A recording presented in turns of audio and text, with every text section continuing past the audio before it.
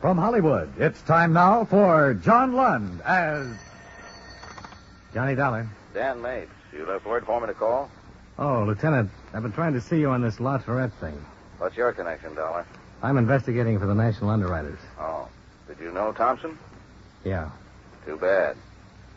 I'll be tied up till after lunch. You want to get together then?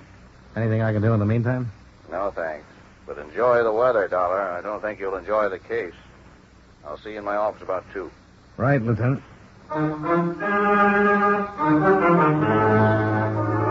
John Lund in the transcribed adventure of the man with the action-packed expense account, America's fabulous freelance insurance investigator. Yours truly, Johnny Dollar.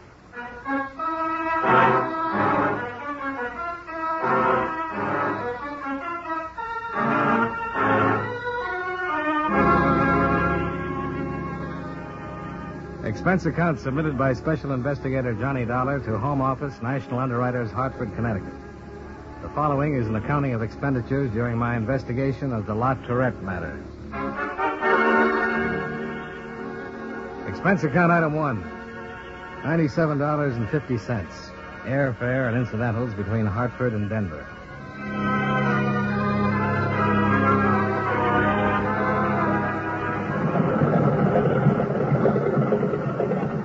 I arrived at 6:30 in the morning with a cold, sun-filled dawn. I reacquainted myself with the mile-high city at the airport restaurant, where I drank coffee and waited for my luggage. I'd been there once before on a case in 1947, but the Denver I saw this time was a great deal different. Bigger, filled out, bustling. Towns, like people, change. I arranged to rent a car from the Avis people and drove on into the city itself. There I checked in at the Cosmopolitan, showered and shaved, and waited until 9 o'clock before I rang Bessie Thompson's room. Who?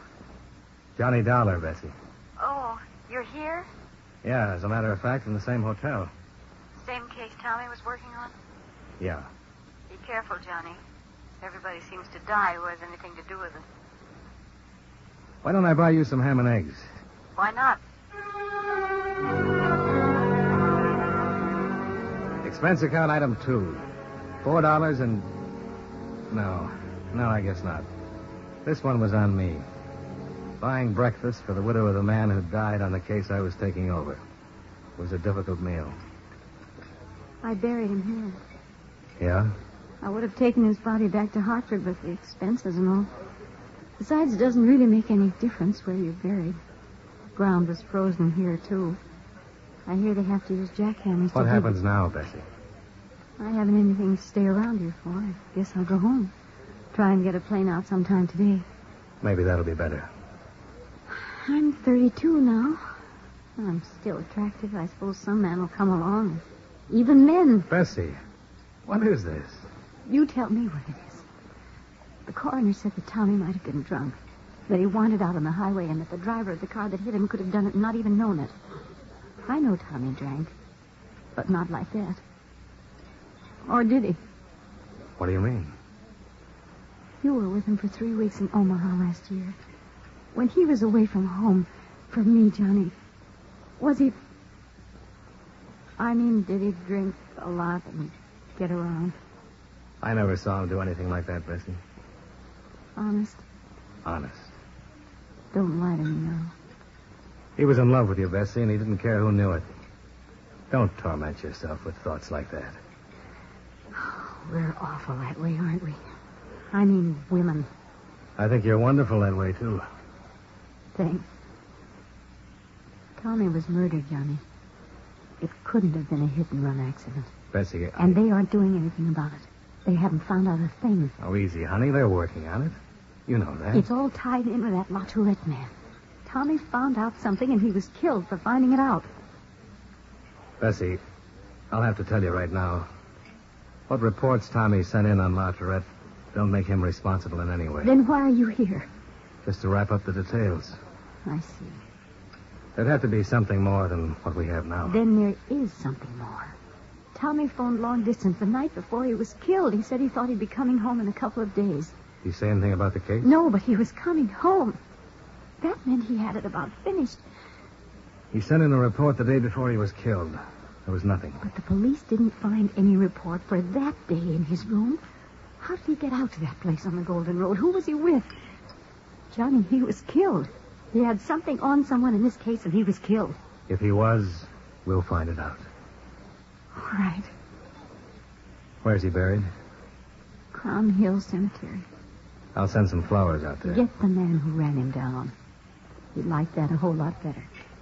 Yeah, I guess he would.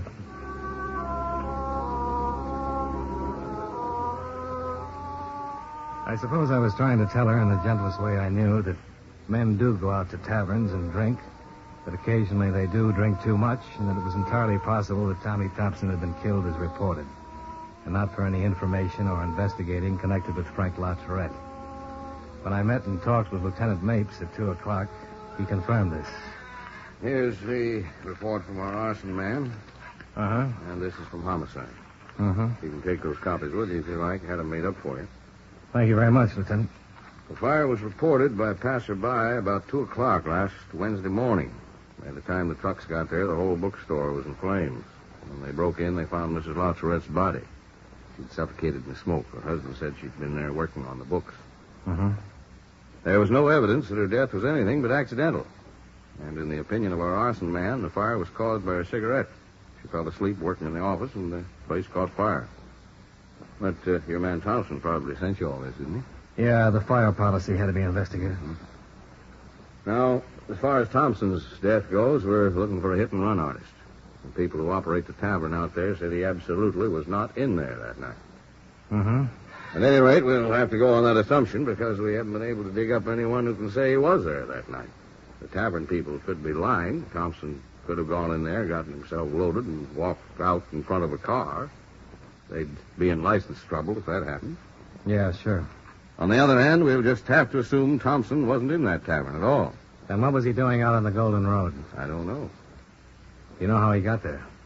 I haven't found that out either. Still checking the cab company. He might have been with someone? Well, he might have. I don't know that either, Dollar. I suppose you've wondered if it could be connected with Latourette. Oh, yes. I've wondered.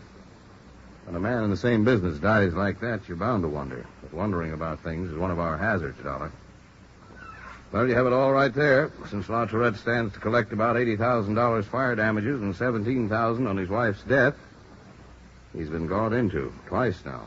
Your man Thompson did a lot of it, and we did a lot of it. Yeah. Now, the night of the fire, Latourette was bowling over at a place on Glen Arm. 17 witnesses saw him there. He's in good financial shape, doesn't owe anybody a dime. The neighbors tell us he's always had a nice home life. He has a boy who plays football in one of our high schools. So, why look at Latourette anymore? Yeah, but... But your man Thompson was killed looking into it. Is that it? That's it, Lieutenant. Thompson's wife's in town. She buried him yesterday, and she's pretty broken up. Sure she is. I talked to her at the funeral.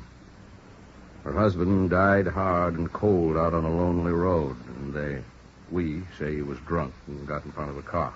But in spite of the questions we were just tossing around about how he got out there on the Golden Road and what he was doing there, it still looks like a hit and run on a drunk. And that had seemed to have about ended? No, I should say not.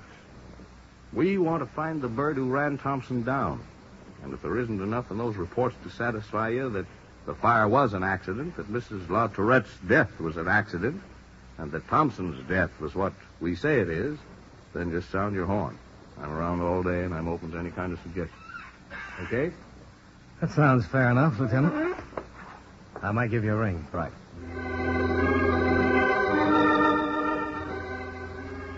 I spent the rest of the day in my hotel room going over the bulky envelope of police reports. I compared them with information Thompson had forwarded to the office before he'd been killed. No matter how you looked at it, the whole business was a story of tragedy, of violence and death. Mapes was right. I wasn't enjoying the case, and I was anxious to close it. It was dark by the time I got out to Park Hill and found the Latourette home. Through the drawn shades of the living room, I saw the figure of a man. He didn't move when I used the doorbell. Hey. Hello in there. Hello? Who is it? My name's Dollar, Mr. Latourette. He won't be back until tomorrow. I wonder if I could leave some papers for him to sign. Leave him at the door. I'll get him later. There was something about the voice, the strain and shakiness in it that worried me. I didn't leave the papers outside the door. Merely tried the knob. All right. Come in if you have to. Hey, what is this? Why the shotgun? Get in. You get inside and close the door. I'll kill you. Okay. Move right over there, mister. Right over there. All right, you can stop. Where's Mr. Latourette? Oh. You'll get the same thing if you do anything funny at all. Why? You'll be asking that from now to the day I die. Now get your hands up. Up. They're up, Sonny. Look, he might still be alive. You could call a doctor and... He's dead. I made sure. I don't know who you are or why you did this, but you'll never get away with it. They'll catch you. Who cares? You better give me that shotgun. Don't try to get close to me now. Who are you? I'm an insurance investigator. My name is Dollar. Mr. Dollar, I don't quite know what to do about you. Give me the gun. Oh, no. Oh, no. This little baby's got more work to do tonight. Yes, sir, just a little more work. Why did you kill him? He killed a man and a woman. I guess that gives me a right to turn around and kill him. What man? What woman? Somebody you probably know. A man named Thompson. He ran over him the other night. Oh? Sure. He ran him down with a car because Mr. Thompson found out about a woman. His lady love. His lady love? Oh, he had one, a real pretty lady. Who helped him burn my mother to death in a fire so they could be together. I'll see that they get together real soon. Your mother? Your name is Latourette? That's it. Bruce Latourette. That's my old man lying there.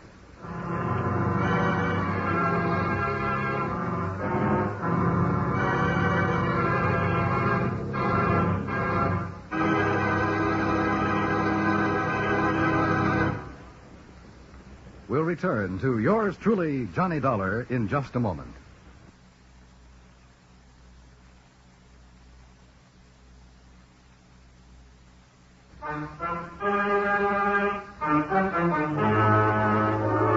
Now, with our star, John Lund, we bring you the second act of yours truly, Johnny Dollar.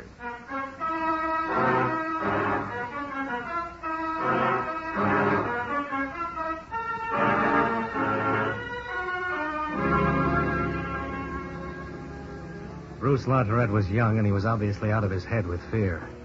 But in spite of it, he held on to the shotgun. Turn around. Look, Bruce, this won't do you any good. You can't get away with a thing like this. Turn around now. Turn around. Go on. If you're going to shoot me the way you did him, you're going to have to work on it a little harder.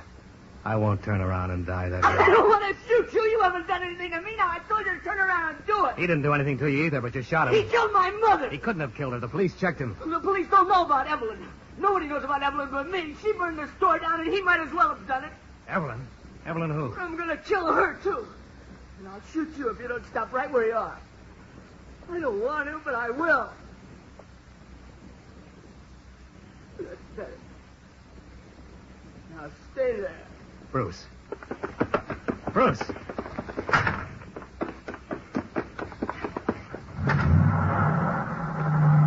Bruce! Bruce!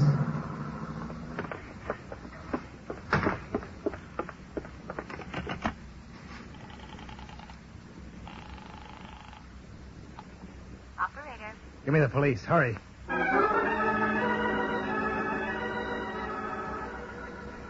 I gave a license number and the description of the car over the phone, along with the other information on Bruce Latourette. Several prowl cars arrived, but there was nothing that could be done for Frank Latourette. I waited for Lieutenant Mapes. We sure pitched this one wrong. Lord. Yeah, everybody did. Huh? 8:15. I thought they'd pick up that kid by now. APB's been out since you phoned. Shouldn't be too hard to spot. He wants to kill somebody named Evelyn, and he looked pretty determined. I never saw such a thing in my life. You suppose he's dreamed all this? I don't know him well enough. Latourette might have had a woman who helped him burn down the store and kill his wife. He might have had to kill Thompson when Thompson found out about it. That's the part that makes it no dream. Dollar, if we don't have that kid in our hands pretty soon, we'll be standing in another room someplace looking at another corpse tonight. Yeah, I know. How could we miss it? Who's Evelyn? Why didn't any of these people in the neighborhood know anything about it when we questioned around? I don't know. Let's see. Farrell and Hayes, Thog, Weiner. Come on, Willie. Let's talk to these neighbors again. Okay. Boy, what I'd give for one gossipy old lady who knew everybody's business. You mean who knew somebody named Evelyn? Yeah, I guess that's what I mean.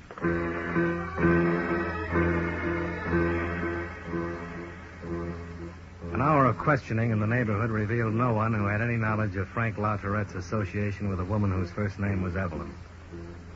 Bruce Latourette seemed to have completely disappeared somewhere within the city. However, at 10:15, a young girl walked into police headquarters and asked to see Lieutenant Mapes. I was in the office when she was ushered in. What's her name, miss? Dorothy Kelly. This is Mr. Dollar. I'm Lieutenant Mapes. How do you do? At the desk, they said you had some information about Bruce Latourette. Is that right? What will you do to him? Try and stop him from killing another person. He's already killed his father.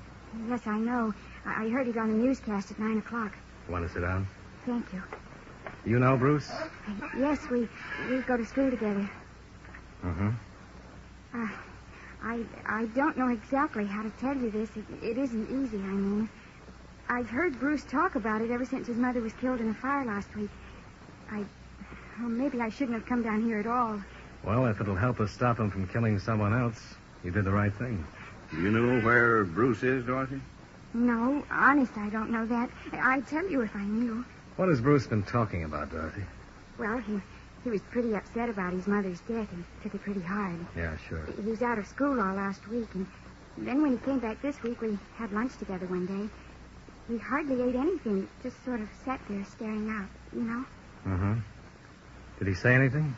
Not at first. He used to talk to me all the time. I mean, we're pretty good friends. Oh, gosh, if my mother knew I was mixed up in this... We'll talk to your mother, Dorothy. Go on. Well, Bruce was sitting there, and all of a sudden he said, they killed her. I thought he was crazy. I said, who killed her? And he said that his father and somebody named Evelyn killed her. He said that Evelyn set fire to the store and that his mother couldn't get out. He said his father'd been seeing Evelyn for a long time. Mm-hmm. And he also said something about telling all this to a man named Thompson and that Thompson was killed, too. Did he tell you who Evelyn was? No, sir. Did he say where she lived? No. Did he mention her last name? Gosh, I don't remember. I think he just called her Evelyn. Nothing else about her? No, sir. Oh, wait. What? She teaches skiing. What? Well, he said he met her once with his father when he was skiing. She's a ski instructor somewhere. Does that help you any? It might.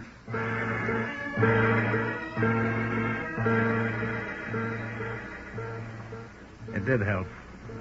3/4 of an hour later, the owner of a sporting goods store remembered a woman named Evelyn Warder, who had skiing classes on weekends. He located an address for her in North Denver, and I drove out there with Lieutenant Mapes. She was a tall, plain-looking woman in her early 30s. What is it? Miss Evelyn Warder? Yes? Police. I'd like to talk to you for a minute. What about? May we come in? Well, yes. You know a man named Frank Latourette? No, why? His son shot him to death tonight. Do you know him? Miss Warder? No. Why are you here telling me this? Don't you know? No, I don't know. I have no idea. I was there right after Mr. Latourette was killed. His son said he was going to kill a woman named Evelyn. He's still loose. What are you doing, talking to everyone named Evelyn? You going down? If you didn't know Latourette, you don't have anything to worry about. If you're lying to us, you're liable to get killed. We came by because we thought you might be the one he's after. We don't have a lot of time. I don't know anyone named Latourette. And you're okay. Sorry to have bothered you. That's all right. Good night. Good night. Night.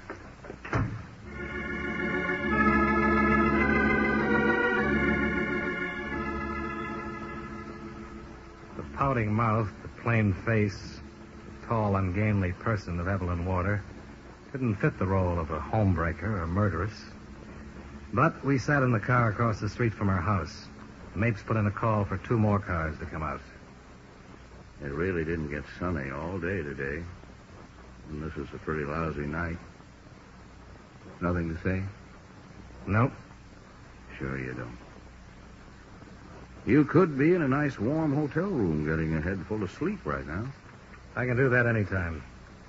Right now, I want to be around when somebody talks about a fire my company has an $80,000 claim on. And the murder? And Tommy's murder. Oh, the whole thing. Tommy's wife this morning wondering if he played around with other women. That kid standing there shaking and crying and killing and out to do more killing. I'd like to sleep. I don't think I could. Wonder where that kid went to. Should have had him by now, if he stuck with the car at all. How could he walk around town carrying a shotgun without being a little conspicuous? Yeah. This could be the wrong Evelyn. It's the only one we've got a line on. Yeah. Dollar, this stinks. What? That's the right Evelyn in there, and if that kid isn't picked up, he'll be around to kill her tonight. Yeah. So let's go in and give her the business. Is she set? Hey, across the street. What? That's the car. The kids? Yeah. Let's go. How'd he get here without... Over there. Yeah. Come on. Bruce! Latourette, this place is covered. You'll never get away alive. Yeah. You okay? Shooting in the dark. That isn't going to do you any good, Bruce. Let me try. Sure. Bruce, this is Johnny Dollar. Remember? Tell your police friends to keep down or I'll kill somebody. I don't want to kill anybody but her. I will if you try to stop me. And they don't want to kill you, Bruce. Put down the gun. I'm going to get her. The law will take care of her if what you say is true. I want to take care of her. Evelyn! Evelyn! This is Bruce Latourette. You killed my mother. We're going to have to do it, Johnny. Wait. Bruce! She isn't there. Get him away from here. Get him away from here. Get him away from here. Upstairs window. Yeah. She wasn't here, huh? Make himself a perfect target. One more chance, Latourette. Throw the gun down. Okay, boys.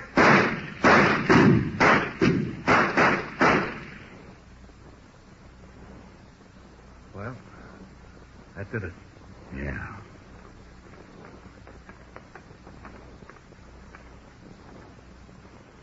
I'll get an ambulance.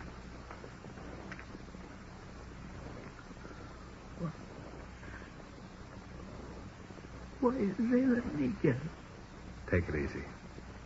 They'll get her.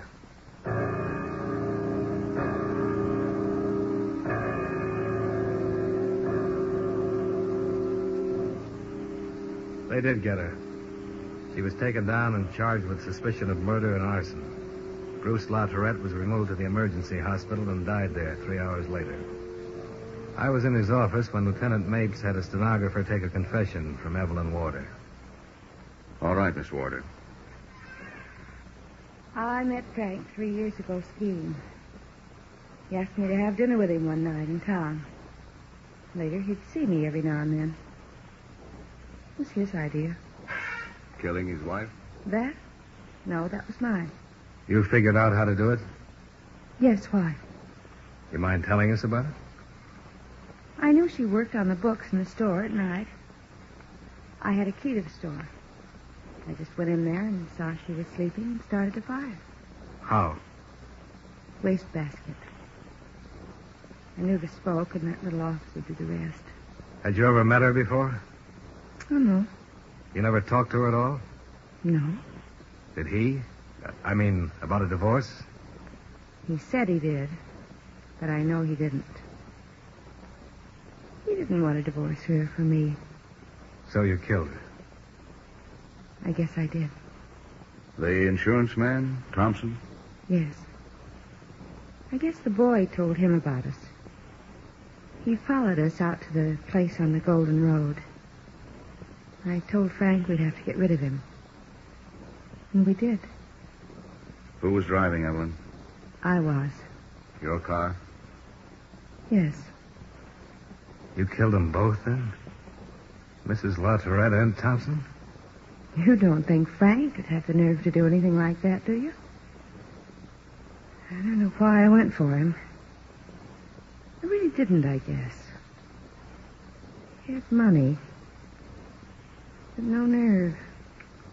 Okay, Evelyn. Anything else? What happens to me? That's up to the court, Evelyn.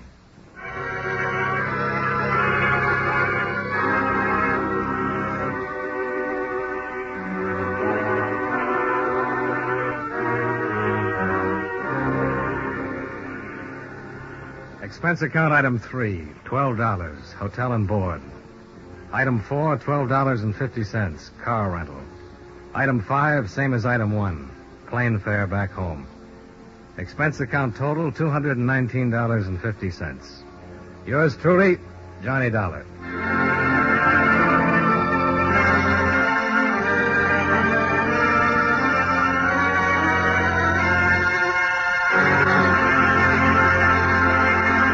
Yours truly, Johnny Dollar, stars John Lund in the title role and was written by E. Jack Newman with music by Eddie Dunstetter. John Lund can currently be seen in the Universal International picture just across the street. Featured in tonight's cast were John McIntyre, Jeanette Nolan, Sammy Hill, Virginia Gregg, and Eddie Firestone.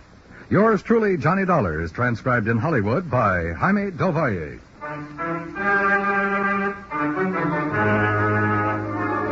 This is Dan Cumberly inviting you to join us next week at this time when John Lund returns as Yours truly, Johnny Dollar.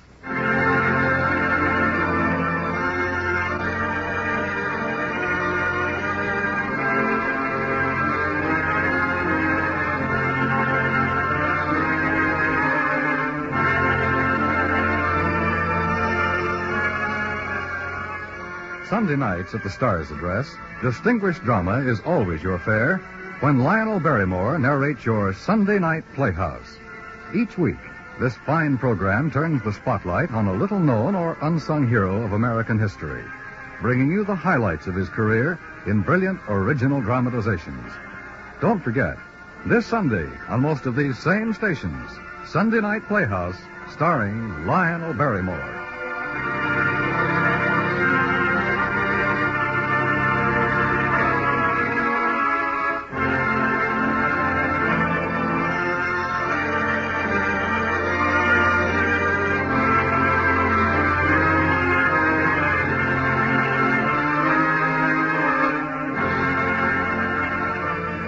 America now listens to 105 million radio sets and listens most to the CBS Radio Network.